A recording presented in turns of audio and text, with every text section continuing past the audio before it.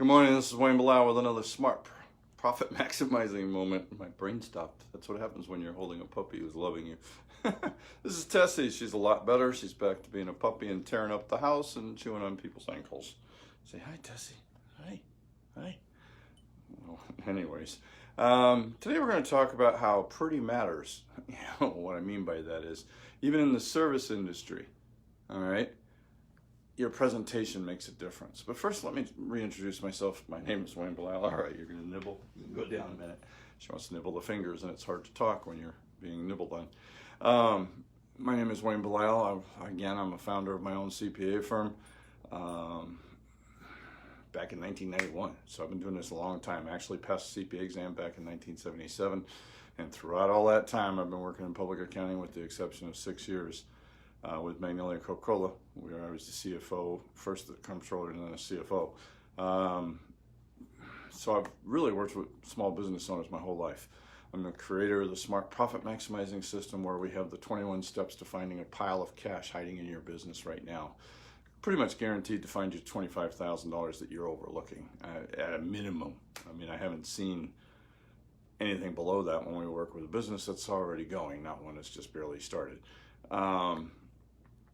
Also, we're heading into that time. I was working on it yesterday. Tax planning. In the last 3 years alone, we've helped our clients save $4.3 million in taxes. That's money that they got to keep rather than sending to the IRS to do whatever they wanted to do. All right. And of course, we do tax returns. We're still doing the extensions, unfortunately, all the way to October. So, we do between 600 and 700 returns. We don't do we don't do many of the H&R Block type tax returns. We do all the others. What do I mean by pretty matters? And even in the service industry, packaging matters. All right. It really wasn't my biggest concern when I first started my practice. By sheer luck, I figured out the importance and what an impression it leaves. When I quit my last job as a going away present, and when I was at Magnolia Coca-Cola back in '91, my coworkers pitched in and got me a binding machine. I didn't think much of it at the time, but was very grateful for it. As I started my practice and finished some projects, I soon realized I needed some kind of packaging for my work. I mean, you can't charge a client $1,000 or more and do like other CPAs and still do, and other tax preparers still do, where it's basically stapled and stuck in a folder. We made it look simple. All right, it looks good. Put our label on it, no big deal. Little binder. This is a sample tax plan. Is what this one is. So what we started putting them together like that. It was really pretty simple. That's not even our current logo, so this is an older one. What we did, what I find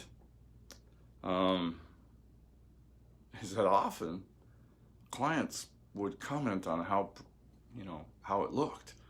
It's very professional. It looks nice, and it irritated me at first, and then I got to thinking, a lot of what we do as professionals is, sorry, got to make sure she's not chewing on something she shouldn't be. A lot of what we do as professionals is magic to our clients. They don't really understand it, but they do understand the presentation. So that's what I'm saying. Even as a professional, people that sell things for retail, they know they have to, especially if they're, say you're selling coffee makers, and there's 10 other different versions there by 10 different manufacturers. They understand why packaging is important and has to get their attention. I didn't quite get that. And a lot of people in the service industry don't, all right? They don't know the magic you do, so everything else you do around it needs to look professional, and you need to have a deliverable. I mean, this tax planning item, I don't expect people to read that, all right? I put an executive summary in the beginning with references to the pages that apply to them. Oh yeah, I'll get 10, 15, 20% of people that will read it cover to cover. But most people just don't have that kind of time, and they won't. So when I show them that, they get a little intimidated. I tell them, look, I give it to you for backup, but I'm going to give you this executive summary, and I show them a sample. And okay, you can almost see them, thank you. Because that's what they hire you for. They hire you for your knowledge, okay? Let me just say it again. I mean, there's 2 pieces of cardstock that are with a binding, taught me a really valuable lesson, all right? in business and sales.